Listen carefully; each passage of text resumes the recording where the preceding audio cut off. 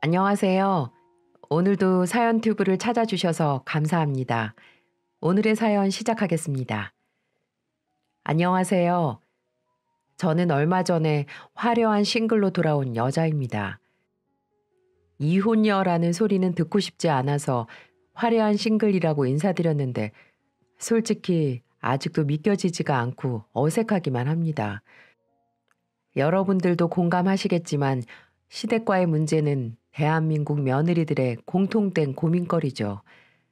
작게는 용돈 문제부터 시작해서 크게는 명절, 제사 문제까지 예상치 못한 시댁과의 문제들 때문에 남편과 갈등이 빚어지기도 합니다. 사연 튜브에서 전해주는 다른 분들의 이야기를 들어봐도 각양각색의 시댁 문제들이 며느리의 골머리를 썩게 만드는 걸 보면 아직 우리나라 뿌리 곳곳에 남아있는 유교적인 사상은 어쩔 수 없는 것만 같네요. 남자는 하늘, 여자는 일하는 벌레, 여자는 무조건 시어머니 말에 복종해야 되고, 여자는 임신해서 애만 잘 낳으면 그걸로 장땡이라고 생각하시는 분도 아직 많더라고요. 같은 여자 입장에서 내가 남자가 아닌 여자로 태어났다는 게 어떨 때는 한이 될 때도 있는 것 같습니다. 저 역시 이 시댁 문제 때문에 복장이 터지다 못해 입에 거품을 물 만한 경험이 있었는데요. 아마 제 사연을 들으시면 세상에 이런 시댁도 다 있구나 이러면서 혀를 차실지도 모르겠습니다. 사실 이런 문제를 공개한다는 게 부끄럽기도 하지만 근심을 푸는 장소라는 뜻을 가진 해우소처럼 이렇게라도 속 깊은 곳에 맺힌 응어리를 풀어볼까 합니다. 저는 결혼 전 어린이집의 교사였습니다. 담당하고 있는 애들은 물론 학부모들 사이에서도 친절한 오소리 선생님이라고 소문이 나 있었죠. 제 이름이 오소은이어서 애들이 붙여준 별명입니다. 아이들을 돌본다는 게 결코 쉬운 일은 아니지만 저에겐 천직 같은 직업이었어요. 천진한 아이들을 매일 보며 돌보는 일이 정말 즐겁고 보람찼거든요. 이유 없이 제게 친절한 오소리 선생님이란 별명이 붙은 게 아니랍니다. 세상 둘도 없이 친절하고 나긋나긋한 제 성격이 결혼과 동시에 와르르 무너졌다면 믿어지시겠어요? 하긴 가끔은 저조차도 믿어지지 않을 때가 있으니까 정말 기가 막힐 노릇이죠. 하지만 사실이에요. 전 상상을 뛰어넘는 시댁을 만난 덕분에 제 좋은 성격을 다 망치고 말았거든요. 남편은 중소기업에 다니던 건실한 남자였습니다. 친구 소개로 남편을 만나게 됐는데 첫인상이 참 마음에 들더라고요. 덩치에 비해 수줍어하는 모습도 귀여웠고 허세 하나 없는 진솔한 모습에 호감이 갔습니다. 그렇게 우리는 연인이 되었고 결혼을 전제로 만남을 이어갔죠. 연애를 하는 동안에도 그 남자는 절 단 한 번도 실망시키지 않았어요. 술을 좀 좋아한다는 건 있었지만 저도 술을 즐기는 편이었기에 그다지 문제가 될 거라는 생각은 들지 않았습니다. 그런 단점보다는 듬직하고 성실한 태도가 훨씬 더 크게 느껴졌죠. 그래서 전 연애를 1년 조금 넘게 하고 그 남자와 결혼을 결심했습니다. 하지만 결혼을 약속하고 난 이후부터 예비 시댁과의 문제가 불거졌는데요. 제일 먼저 발목을 잡은 문제는 바로 시댁의 집안 사정이었죠. 시댁 덕을 보면서 살고 싶은 마음은 눈꽃만큼도 없었지만 적어도 피해는 없어야 하잖아요.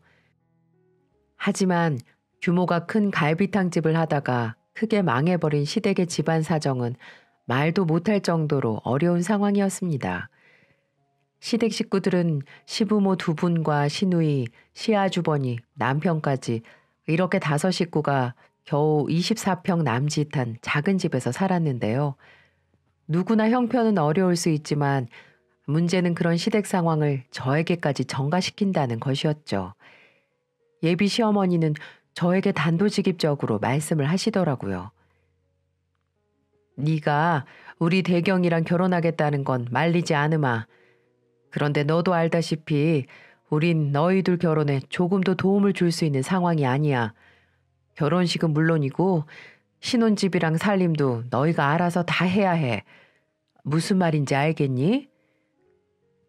시어머니는 아들 결혼식에 단 한 푼도 도와줄 수 없다고 저를 붙들고 말씀하시더군요. 솔직히 저는 신혼집은 그렇다 치더라도 단 몇 푼이라도 도와주실 줄 알았습니다. 그놈의 아들. 보통 시어머니들은 아들을 최고로 여기시니까요. 하지만 그런 저의 생각은 착각일 뿐이었죠. 오히려 남편 앞으로 대출까지 받아서 근근히 생활을 하고 계셨더라고요. 이 사실을 알았던 것도 결혼 한 달 전에야 알 수 있었습니다. 어느 날 술이 잔뜩 취해서는 제게 본인 대출 빚이 얼마가 있고 한 달에 얼마씩 갚아가고 있다라고 고백을 하더군요. 다행히도 남아있는 빚이 얼마 되지 않아서 안심은 했지만 저는 단단히 남편에게 말을 해주었죠. 나랑 결혼한 이상 더 이상 시댁에 돈 들어가야 하는 일은 없어야 될 거라면서 말이죠. 당신 그런 얘기를 결혼 한 달 전에 말하는 사람이 어딨어? 아무튼 남아있는 돈이 800만 원 정도밖에 안 된다고 하니까 다행이긴 한데 앞으로 시댁에 도움 주는 일은 없어야 될 거야. 지금까지 당신 할 만큼 했어. 나랑 결혼하는 이상 이제 당신은 한 가정의 가장이야. 언제까지 시댁 힘들다고 도와주면 우리만 더 힘들어져. 그러니까 지금 선택해. 앞으로 돈 관리는 내가 할 거고 우리가 자리 잡을 때까지 대출이라든지 물질적인 도움은 주지 않는 걸로. 동의하면 결혼할 거고 동의하지 않으면 나 이 결혼 못 해. 에이, 말을 또 인정머리 없게 한다. 알았어, 걱정 마. 나도 우리 집에 당신 말처럼 할 만큼 했어. 이자 내는 것도 이제 지긋지긋하다. 앞으로 그런 일 없을 테니까 걱정 안 해도 돼. 그 대신 명절이나 생신 때는 용돈, 양가 부모님께 조금씩 드리는 건 자식된 도리인 것 같아. 이건 괜찮지? 남편은 이렇게 호언장담하며 제게 약속을 하더군요. 제발 자기를 믿어달라면서 말이죠. 결국 우리는 작은 집에서 신혼생활을 하기로 했습니다. 사실 이것도 그렇게 나쁘진 않았어요. 처음부터 좋은 곳에서 시작하는 것보단 밑에서부터 차근차근 올라가는 것도 보람이 있겠다고 생각했거든요. 저희 친정 부모님도 저희를 응원해 주셨습니다. 부모님이라고 딸 자식이 좋은 집, 좋은 시댁 만나 잘 사는 모습을 왜 보고 싶지 않겠습니까? 속으로는 남편이 양에 차지 않는 모습으로 보였지만 다행히 반대는 하지 않으셨어요. 당신들도 결혼할 때 지하방 사글세부터 시작했다면서 젊을 때 열심히 살면 꿈은 이루어진다면서 헛짓거리 하지 말고 올바르게 살면 길이 보일 거라고 말씀해 주셨죠. 그러면서 저를 따로 불러서 선물을 주시더군요. 딸, 이거 너 결혼할 때 주려고 예전부터 모아놨던 건데 이거 우선 통장에 넣어놔라. 통장에 돈이 있어야 시집살이도 버틸 수 있는 거야. 얼마 안 되지만 꼭 필요할 때 쓰도록 해. 난 아직도 우리 딸이 시집을 간다는 게 믿겨지지가 않아. 엄마 아빠가 항상 응원할 테니까 우리 멋지게 잘 살아보자. 사랑한다 우리 딸. 부모님은 장롱 속에다 꼭꼭 숨겨둔 3천만 원을 그렇게 제게 주셨습니다. 제게는 너무 큰 돈이었어요. 그날 밤 엄마 손을 잡고 얼마나 울었는지 모르겠네요. 엄마 눈을 보니 마치 시집을 보내기 싫은 눈초리셨거든요. 왜 그때는 부모님의 심정을 이해하지 못했을까요? 정말 제 자신에게 화가 나기만 합니다. 아무튼 저는 그렇게 남편 하나만 믿고 결혼식을 준비하게 됐습니다. 신혼집 구하는 것도 참 쉬운 일은 아니더군요. 어찌나 집값이 비싼지 우리가 가지고 있는 돈으로는 아파트는커녕 일반 주택도 겨우 들어가는 수준이었어요. 그렇다 보니 남들보다 결혼 준비를 2배, 3배 힘들게 할 수밖에 없었고요. 참 힘이 들더군요. 다가오는 결혼 날짜에 맞춰 정신없이 뛰어다녀야 했습니다. 힘들어도 제 행복을 위한 제 선택이었으니까 달게 생각하면서 열심히 준비를 해야만 했어요. 그런데 그런 저를 힘 빠지게 하는 일들이 불쑥불쑥 튀어나오기 시작하는 겁니다.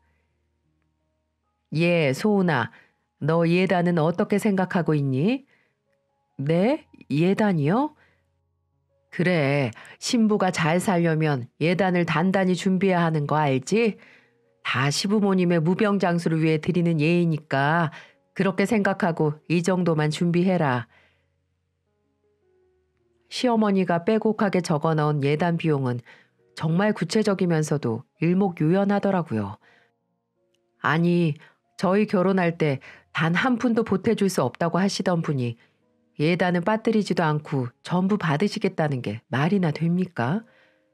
시어머니의 메모에는 이불 예상 비용 얼마, 반상기 예상 비용 얼마, 은수저 예상 비용 얼마, 현금 예단 얼마 등등 너무 자세하게 담겨 있었고 현물 예물은 생략하고 그 비용을 보태서 오직 현금 예물로만 달라는 식으로 적혀 있는 거예요.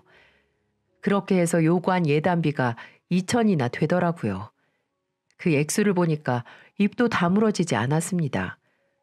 저도 예단에 대해선 기본적으로 생각해 둔 바가 있었지만 어머니가 저렇게 나오시니까 그마저도 하기 싫어져 버리더군요. 일단은 웃는 낯으로 시어머니가 주신 목록을 받아왔지만 절대 이대로는 받아들일 수가 없었습니다. 전 신랑을 붙잡고 하소연을 했죠. 오빠, 어머니가 예단 비용으로 2천을 달라시는 게 말이 돼? 우리 신혼집이랑 신혼살림 준비하느라고 쇠가 빠지는데 어머님은 우리 사정 아시기나 한 거야? 게다가 어머님이 그러셨잖아. 우리 결혼하는데 한 푼도 못 보태주는 대신에 결혼 준비에 관해서는 일체 신경 쓰지 않으시겠다고. 그런데 예단을 이렇게 많이 달라시면 어쩌라고? 그러네. 내가 잘 말씀드려서 예단은 간소하게 하는 걸로 할게. 미안해. 우리 엄마가 아직 정신을 못 차렸나 보다. 간소하게 하는 것도 난 싫어. 처음에는 이불이라든지 몇 개 생각하고 있었는데 갑자기 이렇게 목록까지 작성해서 내게 내민 건 얼마나 날 우습게 보셨으면 그렇겠어. 그것도 자식들 결혼 비용은 한 푼도 도와주지 않으면서 신혼집도 얻을까 말까 하는 자식들한테 이렇게 2천만 원을 요구해도 되는 거야? 나 기분 나빠서 예단 생략할래. 그러니까 당신이 말씀 잘 드려. 전 정말 황당했습니다. 아들을 장가 보내고 마치 장사하는 것처럼 예단비를 작성하는 걸 보고 충격을 받지 않을 수가 없었어요. 그래서 이에는 이, 눈에는 눈이라는 마음으로 모든 예단을 거절해버렸습니다. 처음부터 호구라는 꼬리표를 달고 싶지 않았거든요. 이건 저희 친정 부모님도 잘했다고 하시며 동의를 해주셨고요. 소은아, 원래 옛날 사람들은 예단비를 중요시 여기긴 했는데 이 엄마가 봐도 이건 아니지 싶다. 잘 선택했어. 이 엄마가 이불이나 좀 보내줄 거니까 넌 신경 쓰지 마라. 요즘 세상에 누가 예단비를 저렇게 한다고. 부모가 다 부모가 아닌가 보다. 엄마, 나 처음부터 기죽고 살고 싶지 않아. 그이도 내 말에 동의했으니까 예단비는 신경 안 써도 될 거야. 한 푼이 아쉬운 판국에 왜들 저러는지 모르겠다. 에휴, 참 결혼이 쉽지가 않네. 사람들 말 들어보니까 결혼 준비하면서 파혼하는 사람들 많다고들 하던데 그 심정 이해가 가. 대한민국 시어머니들 대체 왜 그러는지 모르겠어. 저는 이렇게 친정 부모님에게 하소연을 했습니다. 제 얘기를 진심 어린 마음으로 들어주는 유일한 분들이셨으니까요. 부모님도 제 의견에 힘을 실어주셨고 남편 또한 그랬기에 제가 조금이라도 힘을 낼 수 있었던 것 같습니다. 시어머니는 제가 그런 결정을 내리자 많이 서운하다는 표현을 하셨지만 그래도 어쩌겠어요. 바로 결혼식 날짜가 코앞인걸요. 결국 꼬리를 내리시고는 애써 담담한 척 행동을 하시더군요. 엄마가 보내준 이불을 받고서는 한참 동안 꽁에 있으면서 그런 표정들을 하니까 마치 어린애 같아 보였습니다. 그렇게 저는 우여곡절 끝에 새로운 인생을 시작한다는 기쁨보다 쓰린 마음을 부여잡고 결혼식을 하게 되었죠. 그래도 친정 부모님들은 제 미래를 축복해 주셨습니다. 돈 때문에 좋지 않은 감정이 남았던 시댁에도 최선을 다하기로 마음을 고쳐먹었죠. 돈이 미운 거지 사람들이 미운 게 아니라고 생각했습니다. 마음을 곱게 쓴 탓일까요? 전 결혼 5개월 만에 임신을 했고 건강하고 예쁜 딸아이를 출산했습니다. 아직도 귀한 손녀를 보며 기뻐하는 친정 부모님 모습이 제 눈에 선하네요. 특히 과묵한 편이었던 친정 아버지가 손녀를 얼싸안고 한박 웃음을 짓는 모습은 머릿속에서 떠나질 않습니다. 그런 손녀가 겨우 머리를 들고 기어 다닐 수 있을 때쯤 아버지는 췌장암이 발견돼 투병 생활을 하셨고 모질고 독한 항암 치료를 몇 번이나 견디면서도 삶에 대한 의지를 꺾지 않으셨어요. 우리 어여쁜 손녀딸 유치원 가고 학교 가는 건 보고 죽어야지. 운동회도 가고 소풍도 따라가서 맛있는 것도 사주고 그래야지. 친정 아버지는 병원에 누워 계시면서도 제게 그런 말을 입버릇처럼 하셨어요. 저도 그런 아빠가 분명 병을 털고 일어날 수 있을 거라고 믿었죠. 하지만 하늘도 무심하시죠. 결국 아버지는 손녀가 유치원에 가는 걸 보지도 못하고 세상을 뜨고 말았습니다. 흔히들 회복하기 어려운 환자를 두고 마음의 준비를 하라는 말을 하지 않습니까? 저희 식구들도 의사에게 그런 말을 들었죠. 그래서 호스피스 병동이며 납골당이며 여러모로 준비를 하면서 마음을 다잡고 있었는데요. 하지만 아무리 마음의 준비를 한다고 해도 사랑하는 사람이 떠나는 슬픔은 견디기가 어렵더군요. 장례를 치르는 내내 영정사진 속에 웃고 계신 아버지를 볼 때마다 무척 힘이 들었습니다. 그런데 말이에요. 친정아버지 장례를 치르는 내내 시댁 식구들이 코빼기도 보이지 않더라고요. 발인 날이 다 되어가는데도 시어머니며 시아버지, 시누이나 시아주버니까지 단 한 명도 볼 수가 없었어요. 너무 이상한 생각이 들어서 남편에게 물었죠. 오빠, 왜 어머님 아버님이 오시질 않지? 무슨 일 있으신가? 아, 사실 하도 정신이 없어서 당신한테 미리 말을 못했는데 엄마는 사돈 장례에는 원래 참석하지 않는 게 관례라고 하던데 어른들은 그렇게 생각하나 봐. 그러면서 나보고 사위 노릇 잘하라면서 말씀하시고 끊으시더라고. 어? 그럼 사돈 장례식에 오빠네 식구들이 아무도 오지 않는다는 거야? 아마 그럴 것 같아. 휴, 나도 뭐라고 할 말이 없다. 참 너무하다는 생각이 들었습니다. 어른들 중 같이 사는 아들이 있으면 경조사 부조금을 묻어간다고 생각하시는 분들이 더러 있다는 얘기를 듣긴 들었지만 이렇게 노골적일 줄은 몰랐죠. 아니 그렇다면 적어도 아주버니나 시누이 정도는 참석해야 하는 게 아닐까요? 당시에는 경황도 없고 너무 슬픈 마음에 깊이 생각하지 않았지만 모든 일이 끝나고 보니까 갈수록 서운한 마음이 드는 겁니다. 그래도 어쩌겠습니까? 시부모님께 찾아가서 따져 물을 수도 없고요. 나중에 어머님이 지나가는 말로 이렇게 말씀하시더라고요. 서운하게 생각하는 거 아니지? 원래 같이 사는 아들이 있으면 사돈 장례에는 굳이 참석하지 않아도 되는 거야. 옛날에는 다 그랬어. 그런 말을 툭 하고 던지는 시어머니가 진짜 얄밉게 보이는 겁니다. 세상에 그런 게 어디 있습니까? 사돈 장례 때 진심으로 조문하면 집안이 망하기라도 하는 걸까요? 참다 못해 저도 은근히 한마디를 했죠. 그럼 딸도 마찬가지예요? 딸도 남편이랑 같이 살고 있는 거니까 만약 시댁 어른이 돌아가시면 저희 엄마도 장례에 참석하지 않으셔도 되는 거예요? 뭐? 어머, 얘 말하는 것 좀 봐. 아들이랑 딸이랑 같니? 아, 그렇구나. 다른 거구나. 그럼 만약 아가씨가 결혼하고 그 사돈댁에 상이 나면 어머님, 아버님은 꼭 참석하시겠네요? 뭐? 그렇지. 얘는 그런데 재수없게 자꾸 죽는 얘기를 해. 부정타게. 시어머니는 벌개진 얼굴로 말끝을 흐리더라고요. 제가 따져 물으니까 내심 찔리신 거죠 뭐. 사실 남편의 여동생인 아가씨는 결혼을 앞두고 있었습니다. 은행을 다니는 남자라는데 시어머니는 아주 괜찮은 사윗감을 들이게 생겼다면서 무척 좋아하셨죠.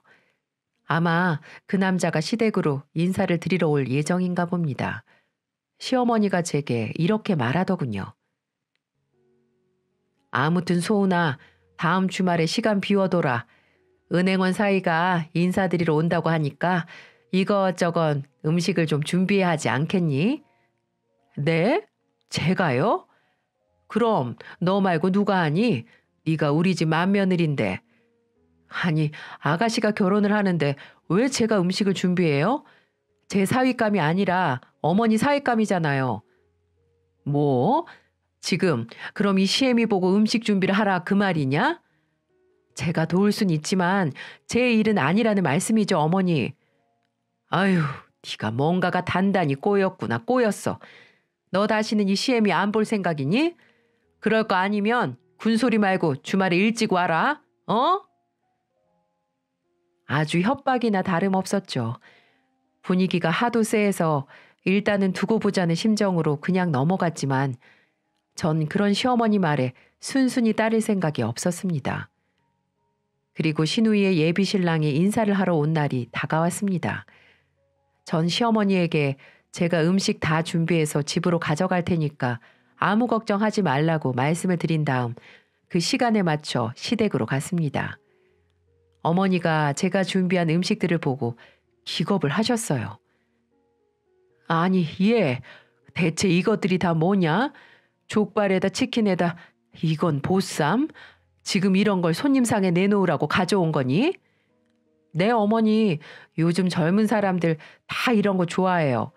전 음식 솜씨가 어머님만 못하니까 제 나름대로 준비한 거예요. 여기 초밥도 사왔어요. 제가 아가씨 때문에 돈을 얼마나 썼는지 모르겠네요. 다 가족이니까 제가 이렇게 신경 쓴 거예요. 시어머니는 모르는 척하며 너스레를 떠는 제 모습에 기가 많이 막혔나 봅니다. 하지만 이내 손님이 도착한 바람에 제게 더 이상 뭐라고 하지는 못하셨죠. 결국 처음 예비사위가 오던 날 배달 음식으로 상에 내놓은 상황이 되고 말았죠. 얼마나 그 상황이 웃기던지 제가 이런 건 시어머니에 대한 며느리의 작은 복수라고 해야 할까요? 그래도 시누이의 예비신랑은 제가 준비한 음식을 잘 먹더라고요. 하긴 동네 맛집에서 소문난 곳에서 음식을 공수해 왔으니까 맛이 없을 리가 없겠지만은요. 거기서 저는 한 번 더 작은 복수를 했어요. 어머, 배고프셨나 봐요. 은행에 다니는 능력 좋은 사이 온다면서 그렇게 좋아하시던데. 어째 음식은 입에 맞아요? 네, 너무 맛있어서 오늘은 밥을 두 그릇은 먹어야 될 것 같아요. 어머님이 저 온다고 이렇게 상다리 부러지게 차려주신 거 감동받았습니다. 네, 감동까지요? 그건 어머님 말고 저한테 말씀하셔야 할 것 같은데요. 네, 어머님이 하도 음식 솜씨가 없으셔서 제가 맛집 찾아다니면서 음식을 공수해 왔거든요. 그러니 음식이 맛없을 리가 없지 않겠어요? 저희 어머니는 워낙 손에 물 묻히기 싫어하시는 분이라 이런 음식들 못해요. 그래도 많이 드세요.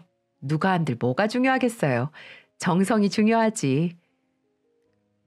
제가 이렇게 작심한 듯 말을 해버리자 한순간에 분위기가 차디차게 썰렁해지더군요. 어머니는 저를 눈을 부릅뜨고 째려보고 계시면서 주먹을 꽉 쥐시는데 저는 눈 하나 깜짝하지 않았네요. 시어머니는 친정아버지 장례식에 참석하지 않은 것이 못내 마음에 걸렸는지 제 소심한 복수에도 결국은 끝까지 참으시더라고요. 남편도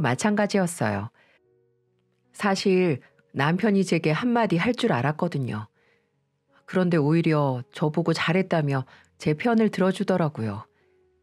그것으로 전 시댁이 장례식에 참석하지 않은 응어리는 풀기로 했죠. 그리고 이 사건으로 시어머니에게 제가 쉬운 며느리가 아니라는 것도 분명히 각인시켰고요. 사실 그 뒤로는 시어머니와 대면대면 하긴 했지만 결혼할 때 예단 문제나 이번 장례식 사건도 생각이 나면서 차라리 성격 맞지 않은 시어머니와 그렇게 지내는 편이 더 낫겠다 싶더라고요. 그렇게 전 시댁과 적당한 거리를 두며 살았고 나름 그 생활에 적응하며 편안하게 지냈습니다. 그 뒤로도 아이를 둘이나 더 낳았죠. 하지만 시어머니는 무심한 게 태생인지 아니면 아직도 장가 못 간 아주머님의 핏줄을 기다리시는 건지 손자 손녀들이 태어나도 영 시큰둥했습니다. 그래도 그런 시어머니의 반응에 그다지 신경을 쓰지 않았죠. 아이 셋을 키우며 사는 일상도 정신없이 바빴고 어차피 우리 인생은 우리가 사는 거지 시부모님이 대신 살아주는 게 아니니까요. 그러던 어느 날 저희 집에서 식사를 함께 하던 시어머니가 남편에게 엉뚱한 말을 하지 뭡니까? 예, 거기 번화가 사거리 알지? 마침 좋은 자리가 하나 났는데 네 형이 큰맘 먹고 호프집을 해본단다. 대경이 너도 알잖냐. 네 형이 그래도 뭐 하나 하겠다고 마음 먹으면 끝까지 하는 스타일이잖니. 장남이 일 한번 해보겠다는데 부모 형제들이 도와야지 어떡하겠냐. 그래도 대경이 네가 형편이 좀 나으니까 형 한번 도와주는 게 어떻겠니? 시모 말은 그러니까 백수 아주버니가 호프집을 하려고 하니 우리 보고 자금을 빌려달라는 말이었어요. 전 화들짝 놀라고 말았죠. 한두 푼도 아니고 억소리가 나니까 당연히 놀랄 수밖에요. 아무리 형님이라지만 저희가 돈을 쌓아놓고 사는 것도 아니고 뻔한 남편 월급에 애를 셋이나 키우는데 그만한 돈을 어떻게 빌려주냐고요.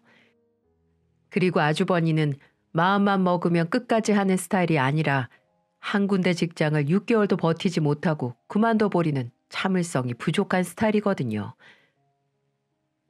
어머니, 그게 무슨 말씀이세요? 저희가 그만한 돈이 어딨다고요. 너희야 집도 있고 대경이도 직장 생활 오래 했으니까 대출이 나오지 않겠니. 이자는 큰애가 잘 챙겨준다니까 이번 한 번 돕는 걸로 하자. 아니요 어머니, 그걸 왜 어머니가 결정하세요? 그리고 아주버니가 장사를 하는데 왜 우리가 빚을 져야 해요? 이건 정말 아니지 않아요? 그럼 형제끼리 도와야지 누가 돕겠니? 자금이 없으면 장사를 하지 않는 게 맞죠. 그리고 아무리 형제라지만 그렇게 큰 돈을 빚까지 내서 어떻게 도와드려요? 너는 꼭 그렇게 매정하게 말을 해야 속이 시원하니? 잘 나가는 동생이 형 좀 도우면 어때서 그래? 그렇게 잘 나가는 동생 아니고요. 애를 셋이나 책임져야 하는 가장이에요, 어머니. 어머니는 똑같은 자식인데 왜 저희한테만 내놓으라고 하세요? 뭐라고? 내가 언제 내놓으라고 했니? 자리 잡을 때까지만 그깟 돈 좀 빌려주는 게 그렇게 못할 일이냐? 네, 그깟 돈 그럼 어머님이 빌려드리세요. 저희는 절대 그 돈 못 빌려드려요. 사정도 안 되고요. 그래, 됐다 됐어. 독한 마누라 때문에 형제 사이 이렇게 점점 멀어지겠구나. 네가 이래서 어디 대경이가 눈치 보여서 살겠니? 시어머니는 제게 독서를 쏟아내곤 집으로 돌아가셨어요. 솔직히 좀 더 부드럽게 거절할 수도 있었겠지만 아마 그랬다면 어머니는 절대 포기하지 않았을 거예요. 그리고 마음 약한 남편이 덜컥 빌려줄까봐 그래서 일부러 더 세게 말한 것도 있습니다. 아니나 다를까 남편이 제게 불만을 토로하더라고요. 여보, 엄마가 그냥 물어보신 건데 왜 그렇게 야박하게 굴어? 엄마 서운하시겠다. 야박하다니, 이건 야박하다고 하는 게 아니라 단호하게 말씀드렸다고 하는 거야. 그럼 오빠는 아주버니한테 그렇게 큰 돈을 빌려줄 생각이야? 아니, 그런 게 아니라. 그럼 오빠도 정신 똑바로 차리고 아닌 건 아니라고 말씀드리란 말이야. 지금까지 결혼 생활 하는 동안 우리에게 숟가락 하나 사주지 않았으면서 왜 이렇게 원하느냐 말이야. 그렇다고 우리가 가끔 용돈을 안 드리는 것도 아니잖아. 이젠 하다 안 돼서 아주버님까지 챙기라고? 난 절대 그렇게는 못해. 당신도 아무리 자식이라지만 호구되기 싫으면 가만히 있어. 남편은 이렇게 제가 못을 박으니 알았다고는 했습니다. 하지만 제게 제대로 뒤통수를 때리더군요. 정말 이 지긋지긋한 집구석. 결국 아주버니는 호프집을 열었습니다. 아마 시어머니가 살고 있는 집을 담보 잡혀서 빌려드린 모양입니다. 그때는 시댁에 빚이 없는 상태였기에 통 크게 아주버님을 밀어주는 걸로 보였습니다. 우리가 결혼할 때는 단 한 푼도 내주지 못하겠다고 선언하시던 분이 장남 사업 자금은 금세 나오는 꼴이 참 씁쓸하더라고요. 하지만 절대 돈을 빌려주지 않아야 한다는 제 생각은 여지없이 딱 들어맞았습니다. 어느 날 형 전화를 받은 남편이 제게 넌지시 말해주더라고요. 에휴, 형 가게 접는다는데? 뭐? 벌써? 아직 2년도 안 됐잖아. 그렇긴 한데 형 말로는 수지 타산이 너무 안 맞나 봐. 월세도 너무 비싸고 인건비에다가 물건값 이것저것 제외하면 마이너스가 큰가 봐. 아무리 팔아도 적자만 난다는 거야. 직원도 줄여보고 자기가 주방도 들어가 보고 했는데도 인건비 건지기도 힘든가 보더라고. 거봐, 내가 뭘 했어. 아주버님은 장사할 스타일이 아니라니까. 그리고 요즘 시국에 장사하는 사람이 어딨어? 내가 그렇게 말릴 때 들었어야지. 아유, 큰일 났네. 그 가게 여느라고 돈이 상당히 많이 들어갔을 텐데. 아주버님의 호프집은 2년을 버티지 못하고 폭삭 망해버리고 말았습니다. 제법 목이 좋은 곳에 자리를 잡았지만 그만큼 세도 비쌌고요. 사람한테 사근사근하고 친절해야 단골도 생기고 하는 건데 제가 본 아주버님의 성격으론 어림도 없는 일이었죠. 인테리어며 권리금이며 들어간 돈은 상당한데 이건 뭐 투자 금액의 절반도 건지지 못했답니다. 그 덕에 어머님은 매달 불입해야 할 이자에 허덕일 수밖에 없었죠. 나쁜 일은 한꺼번에 닥친다고 했던가요? 아주버님의 사업이 망하자마자 시누이가 이혼했다는 소식이 또 전해졌습니다. 은행원 사위를 뒀다고 좋아했던 어머님에겐 하늘이 무너지는 소식이었죠. 시누이는 성격 차이 때문에 못 살겠다고 떠들었지만 음주 가무 좋아하고 개떡 같은 성격을 가진 시누이를 어떤 남자가 잘 받아줄 수 있었을까요? 안 봐도 비디오였습니다. 그 뒤로 저도 시댁을 몇 번 들여다봤습니다만 그 좁아터진 집에서 시부모님과 아주버니 그리고 다시 돌아온 시누이까지 복작복작 지내고 있더군요. 다 큰 자식들을 다시 키워야 하는 시부모님 심정은 어땠을까요? 참 한심하기 짝이 없더군요. 저희 집하고 참으로 비교가 되더군요. 저희 친정집은 48평형 아파트인데요. 아버지가 돌아가시고 난 뒤 어머니와 남동생 둘만 살고 있었거든요. 그러니 시댁을 친정집이랑 비교하면 제 눈엔 정말 복잡해 보일 수밖에 없었죠. 그렇게 기세 좋던 시어머니도 얼굴에 그늘이 져선 한숨을 푹푹 쉬는데 치근한 생각까지 들더라고요. 하지만 무작정 장남을 지원한 어머니 잘못이니까 누구를 탓할 순 없죠. 자칫 제가 시어머니 꼴이 될 뻔했다고 생각하니까 등골이 서늘해지더라고요. 하지만 시댁의 불행이 제게도 번져버린 걸까요? 그로부터 몇 년 뒤 유방암을 앓고 있던 친정엄마가 투병 생활 1년을 견디지 못하고 돌아가시고 말았습니다. 아버지를 떠나보내고 나서 엄마까지 연이어 암으로 보내야 했으니 제 마음은 뻥 뚫린 듯 황망하기 그지없었습니다. 언제나 제 편이 되어주고 저를 아껴주던 엄마, 너무 가슴이 아팠습니다. 하지만 떠난 엄마를 추억할 겨를도 그리 길게 가질 수 없었네요. 전 새 아이를 돌봐야 할 엄마였고 아이들은 슬퍼하는 엄마를 잘 이해하지 못했습니다. 그렇다고 남편이 그런 절 위해서 힘이 돼주는 것도 아니었어요. 첫째 때는 육아나 집안일을 적극적으로 도왔던 남편도 둘째, 셋째 때는 그때만큼 돕지 않더라고요. 툭 하면 잦은 술자리를 가졌고 주말마다 꼬박꼬박 조기 축구는 빠지지 않으면서도 집안일에는 소홀했죠. 이 문제로 여러 번 티격태격했지만 남편에게서 개선될 여지는 보이지 않았습니다. 그래서 저도 더 이상 기대하지 않고 포기한 지 오래였어요. 친정엄마의 장례를 치른 후 남동생이 제게 이런 말을 하는 겁니다. 누나가 조카들이랑 이 집에서 살아. 여기 애들 학교 다니기도 좋고 집도 넓잖아. 난 어차피 결혼 약속한 친구가 있어서 그 집에서 지내려고 해. 뭐? 그럼 동거를 한다는 거야? 어, 우리 결혼하기까지 오래 걸리지 않을 거야. 여자친구가 회사에서 맡은 프로젝트가 있는데 연말에 그거 끝나면 내년 초쯤에 결혼하려고. 그러니까 누나 매형이랑 널찍한 곳에서 살아. 참 배려심이 깊은 동생이었습니다. 자기는 어차피 지낼 곳이 있으니 제게 넓은 집을 양보하겠다는 것이었죠. 제가 어차피 재산은 공동 상속되는 것이니까 매매를 해서 공평하게 나누자고 해도 팔지 말고 가지고 있어야 이득이라며 사양을 하더라고요. 결국 저는 동생의 제안을 받아들이기로 했습니다. 조금 있으면 애들이 커서 사춘기가 접어들 텐데 공부방도 하나씩 만들어주고 싶었거든요. 나중에 동생이 결혼을 하게 되면 마땅한 재산을 나누어 주기로 했고요. 이런 사실을 남편에게 알려주니까 남편도 무척 좋아하더군요. 이제 애들 데리고 더 넓은 집에서 살 수 있으니까 싫을 이유가 하나도 없었죠. 그래도 남편이 대놓고 좋아하니까 왠지 모르게 서글픈 생각이 들더군요.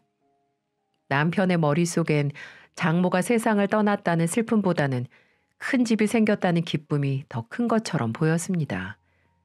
어쨌든 현실은 현실이니까 씁쓸한 감정을 삼키고 이사 준비를 하고 있었습니다. 그러던 중 시어머니가 저희 집에 박스를 몇 개씩이나 들고 찾아오셨더라고요. 전 이 모습을 보고 기함을 하고 말았습니다. 어찌나 사람이 이렇게 간사한지. 엄마 장례식에도 안 온 양반이 집을 큰 곳으로 옮긴다고 하니까 쥐새끼처럼 찾아오더군요. 어머니, 들고 오신 게 뭐예요?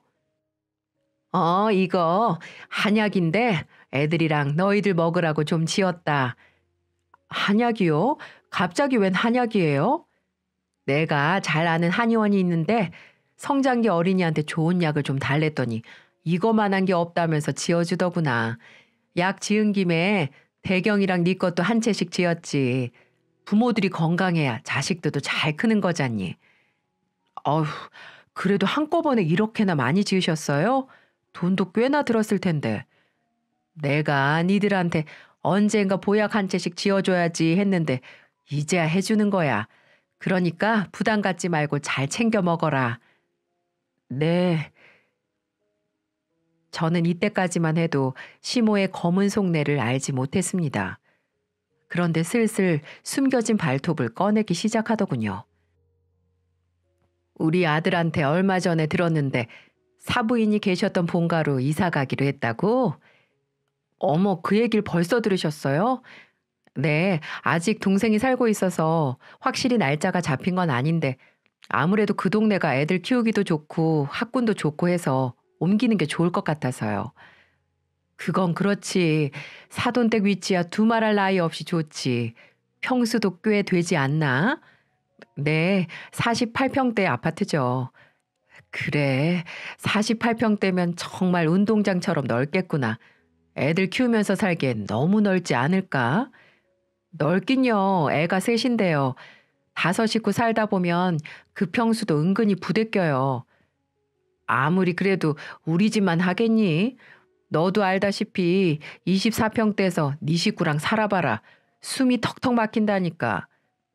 하긴 어머님네는 내 식구 살기엔 좀 좁긴 하죠. 그래서 말인데 혹시 본가로 들어가면 말이다. 당분간만 네 아주버니랑 시누이랑 살면 안 될까? 네? 누구랑 살라고요? 네 아주버니랑 시누이 말이다. 그곳에서 좀 살면 안 되겠냐고.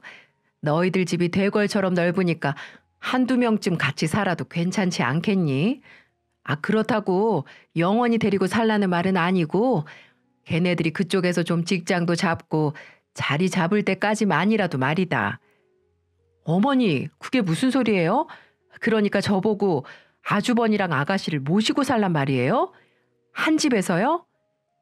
사돈댁 집이 방이 4개가 아니냐. 너희 부부가 방 하나 쓰고 애들 셋 한 방 쓰면 방이 2개나 남잖니. 그러면 걔네들 방 하나씩 쓰면 되잖아. 전 시어머니가 농담처럼 말씀하시는 줄로만 알았습니다. 저희 집이 방이 4개든 5개든 왜 40이 넘는 아주버니와 시누이를 데리고 살라는 건지 이해가 되질 않았어요. 하지만 어머님은 진심이었습니다. 소은아, 네가 여태껏 내 부탁은 한 번도 들어주지 않았잖니. 그러니까 이번만큼은 네가 좀 양보를 해주거라. 너도 알다시피 우리 집은 내 식구 살기엔 너무 비좁잖니. 50평 가까운 집에서 살게 됐으면 네가 좀 배려를 해줘. 어머니, 말이 되는 말씀을 하셔야죠. 저희 집에서 아주버니랑 아가씨를 어떻게 데리고 살아요? 저 애 셋이나 키우는 사람이에요, 어머니. 그래, 누가 뭐랬니? 그러니까 당분간이라고 말하잖아. 네 아주버니도 아가씨도 그 지역에서 직장 잡기가 더 쉬우니까 하는 소리잖니. 넌 어떻게 된 애가 잘 들어보지도 않고 도끼 눈부터 뜨고 그래. 그게 그 말이지 뭐예요.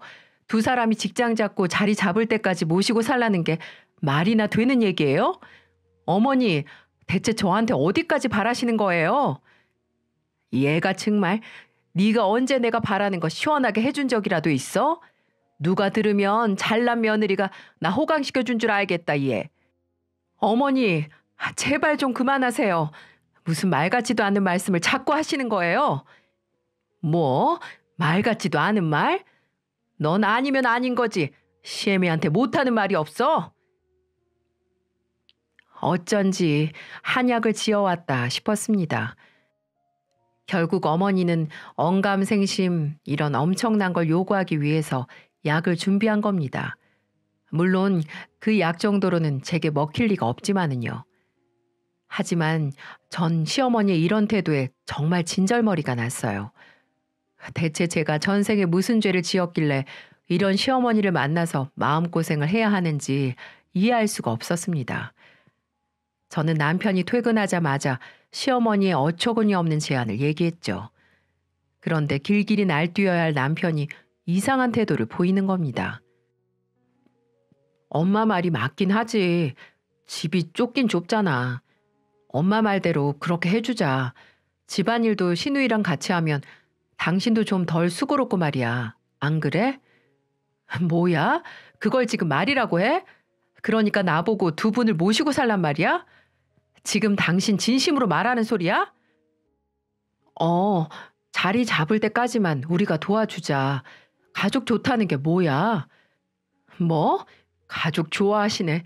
도움은 하나도 안 되고 피해만 주는 게 가족이야? 열받게 하지 마라. 아니면 말고. 아, 그럼 이러면 어때? 여기 우리 집 있잖아. 우리가 이사 가면 지금 우리 살던 집 전세 주지 말고 형 살라고 하면 어때? 이건 괜찮지. 우리 집 장남이잖아. 뭐라고? 이 집 내가 대출받아서 내 명의로 산 거야. 잊었어? 이 집을 왜 내가 아주버니께 줘야 하는데? 정말 말이면 단 줄 알아? 내가 열받게 하지 말라고 말했지. 마지막 경고야? 아니, 뭐 공짜로 주자는 건 아니고 그냥 엄마 집이 좁아서 힘드니까 당분간 나와서 살라고 하자는 거지. 어차피 전세 내줘도 나중에 돌려줘야 하는 건데 그러면 쌤쌤 아니야? 진짜 사람이 어떻게 그렇게 야박하냐? 인정머리가 없어가지고는. 정말 어이가 없었습니다. 모자가 쌍으로 열받게 하는데 남편은 아무래도 핏줄 따라갈 모양입니다. 그간 빚밖에 없는 남편 믿고 살아온 제 세월이 참 허망하게 느껴지더군요.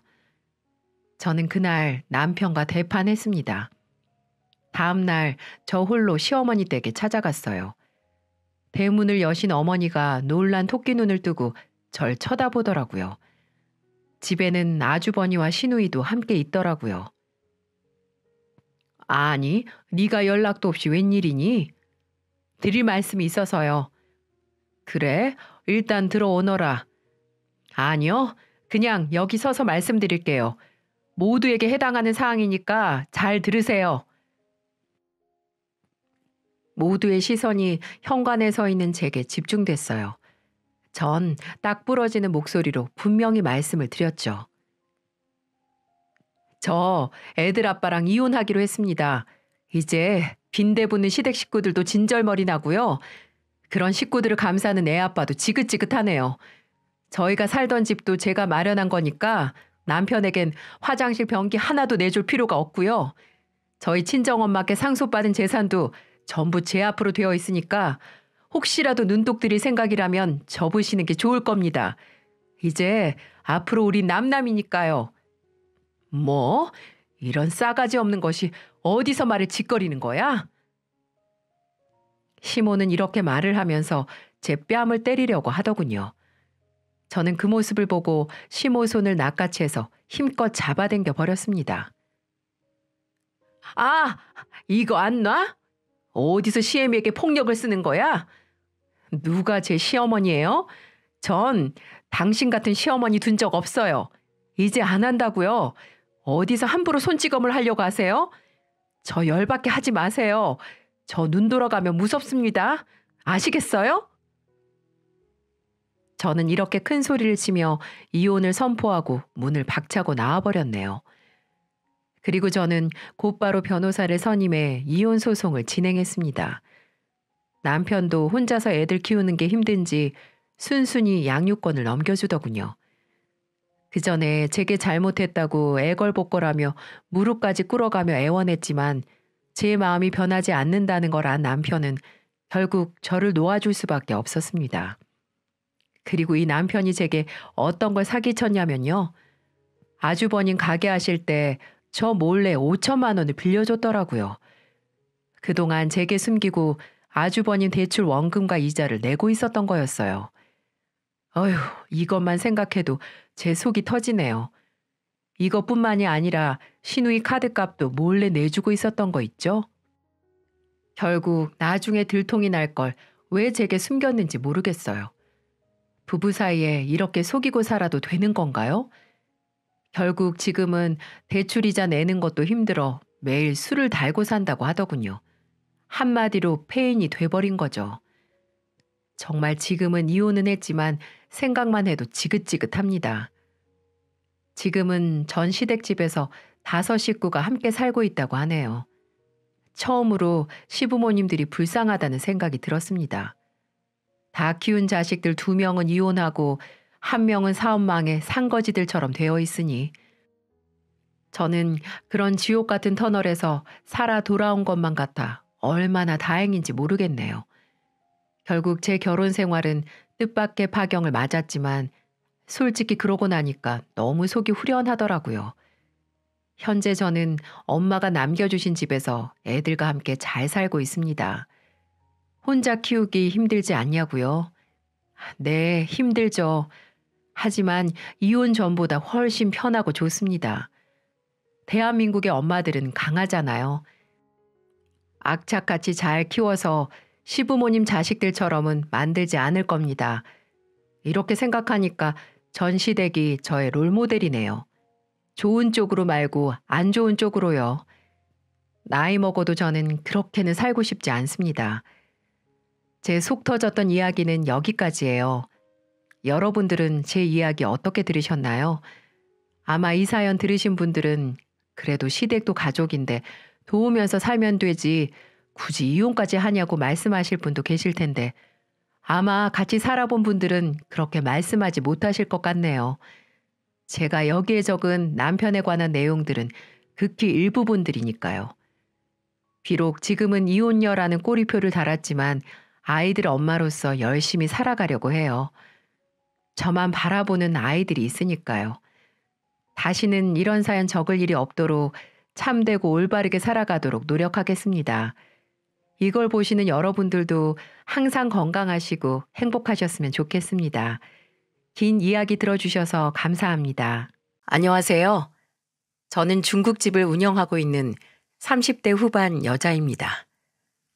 친정엄마가 살아생전에 운영하시던 가게예요. 제가 지금 이렇게 번듯하게 중국집을 운영하기까지 정말 많은 일이 있었죠. 저도 원래는 굴러가는 낙엽만 봐도 까르르 하고 웃던 밝은 사람이었습니다. 예전에 저를 알던 지인들이 지금의 저를 보면 언제 그렇게 변했냐고 할 정도로 저는 억척스러워졌어요.